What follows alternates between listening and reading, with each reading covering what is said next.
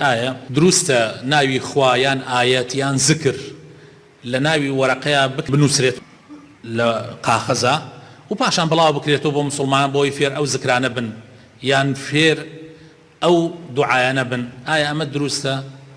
برا بەڕێزەکانم طبعا خۆی ئاینی پیرۆزی ئیسلام هەر بەوە نەشر بووە، یعنی بەوەی کە قورئان و حەدیث لەسەر وەرەقە نووسراوەتەوە، بەڵام ئێستا بووەتە کتێب زۆربەمان ئەی پارێزین، زۆربەمان لە ماڵە دایانن ئەیخێنە سەر شوێنی بەرز و بە چاوێکی پیرۆز و تەماشا ئەکرێت، بەڵام ئیش گەیشتە قاغەزێ بە تەنیا. ئەمڕۆ لەخوا بەزیابێ مۆبایل هەیە، وەسائل زۆرە. ئەو کاغەزانە خۆشەویستەکانم زۆربەی ئەدڕێت یان لە شوێنێکی پیسە ئەکەوێتە ژێر پێی خەڵکیان کەوتە ناو شوێنی پیسەوە، ئاەتی قورئانی تایە، حەدیثی پێغەمبەری خوای تایە صلی الله علیه وسلم.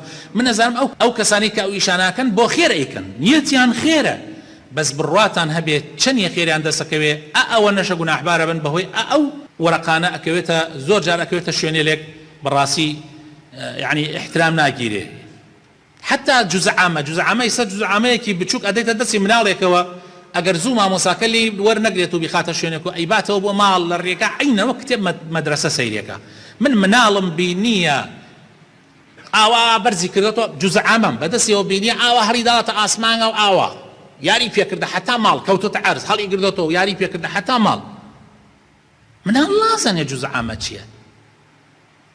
ئەگەر تۆ جوزعامە بیتە دەستی مناڵەوە لە مزگەوتەکە بیدە دەستیەوە، دوایی لێ وەربگرەوە بیخەرە ڕەفەکانی مزگەوت، لە ماڵی شۆبا بۆ خۆی جوزعامەی خۆی بسێنێت بۆ ماڵەوە، لەم ڕێگامەی دەردەستیەوە.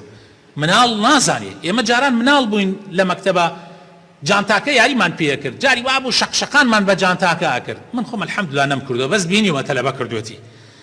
لەناو ئەو کتێبانە جاری وا تەفسیری قورئانی تیا بووە، لە مەکتەبە تەفسیر هەبوو، کتێبی ئایدی تیا بوو. بەڕاستی ئەو شتانە ئەبێ ئاگامان لێی بێ. جار وایە من ئەبینم لاو مزگەوتە لە تاقەکانە ئەوەنە قاقەز دانراوە. براکەم ئەمە چییە؟ یعنی ئەگەر تۆ حەز ئەەکەی دین بڵاوکەیتەوە، دین بەو قاقەزانە بڵاو نابێتەوە.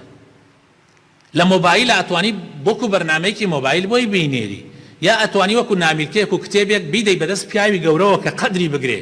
ئێمە پاراستنی ناوی خوا و ناوی پێغەمبەر زۆر زەڕورە، پێویستە ئێمە ئیلتزامی پێوە بکەین.